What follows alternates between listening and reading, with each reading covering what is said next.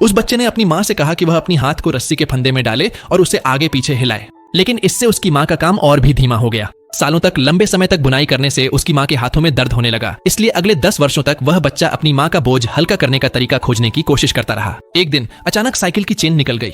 उस आदमी ने जंग लगी चेन को फिर से लगा दिया। जब उसने घूमते हुए पहिए को देखा तो उसके दिमाग में एक शानदार विचार आया। कुछ दिनों की मेहनत के बाद उसने 2 पहियों और कुछ लकड़ी के तख्तों की मदद से अपनी पहली बुनाई मशीन बना ली।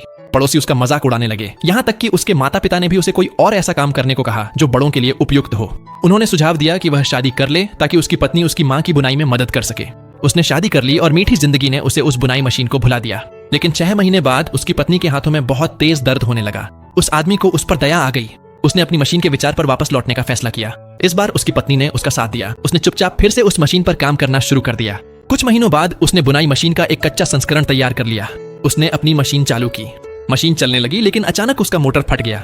वह मोटर उसने सूदखोर से उधार लिए पैसे से खरीदी थी। वह सोचता था कि बुनाई मशीन उसकी मदद करेगी कर्ज जल्दी चुकाने में, लेकिन अब सूदखोर उससे घर बेचने की मांग कर रहा था। उसके पिता ने उसे नाकाम कहा, यहाँ तक कि उसकी दयालु माँ भी निराश हो गई। दूसरा भाग तभी आएगा जब 10,000 लाइक्स पूरे होंगे। जय श्री राम।